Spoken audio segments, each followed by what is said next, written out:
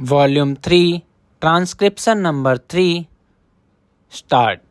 Madam, you are aware that when this life business was nationalized in the year 1956, great expectations and great hopes were entertained by all members of parliament. In the statement of objects and reasons relating to that measure, the finance minister stated that nationalization was necessary and even imperative to achieve the broad objectives of increasing insurance business to take it to larger areas, including the rural areas, and to give the greater returns to policyholder. We have to see after these few years of the working of this organization how far we have achieved these great objectives in the past. Also, we may remember that many criticisms have been made in regard to the working of this organization. Even the estimates committee has gone into this question and examined in detail the various aspects of the working of this organization. That committee has made certain recommendations. Those recommendations are very important and I will advert to them shortly. Before I deal with them, I wish to make one point clear. In spite of the various criticisms and in spite of the various comments made in the House, in the press, and also through various organizations, the working of this organization has not been improved very much. The report which we are discussing today relates to the year 1966. Obviously, it is a very old document and a discussion on this report at this hour perhaps is too late.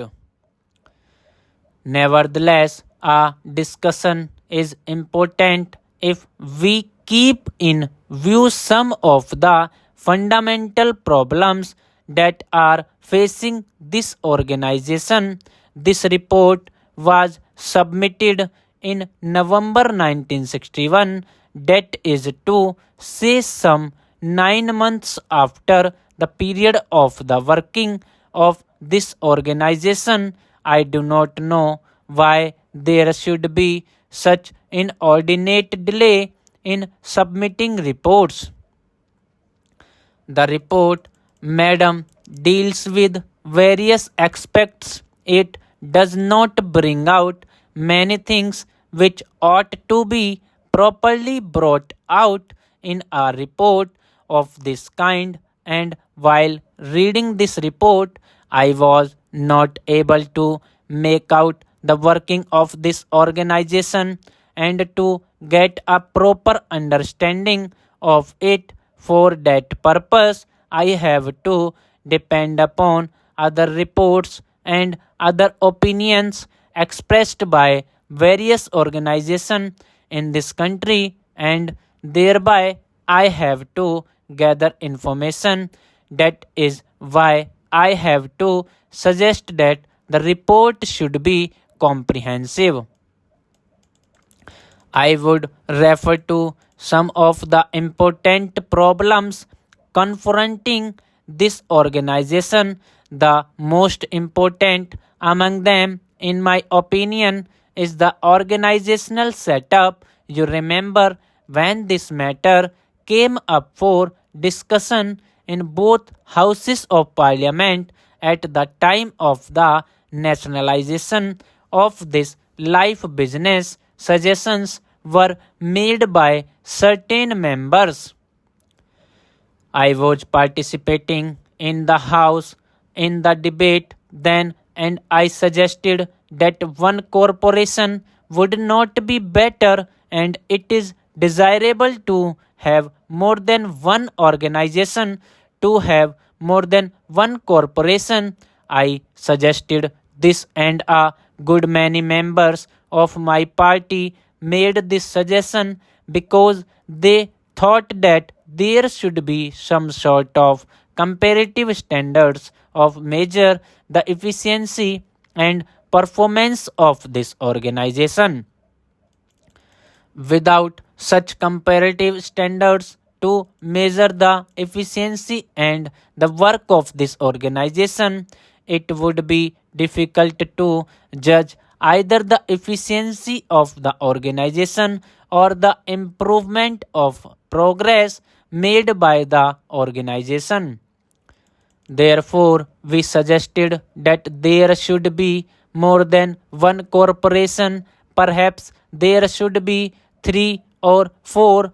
Now, after the experience gained, the estimates committee has come to this conclusion that this is a huge monolithic organization whose task has been increasing all the time, and that it has not been possible for this organization to fulfill all the expectations and all the tasks and all the requirements that are expected to be fulfilled by this organization. And so the estimates committee has suggested a radical change, a revolutionary departure with regard to the organizational set up. They have advised advisedly pointed out two alternatives. The first alternative is to set up more than one corporation so that there may be division of work and division of areas. There may also be healthy competition between the corporation so that the country and the people may know which corporation is doing better and which is not doing better. The other alternative they have suggested is that there should be one organization with a federal structure with semi zonal units functioning. Therefore, I also submit that with this monolithic structure, it would be difficult for the organization to carry out its functions more efficiently and in a direction which is healthy and which is progressive in the first instance. Therefore, I would suggest that the ministry should immediately take steps to see that the whole organizational setup is revised and reorganized so that there may be better efficiency and understanding maintained into the working of this great institution. The organization at it is constituted reveals certain inherent defects. The main office is managed by a large number of officials. 840 words completed, 100 WPM.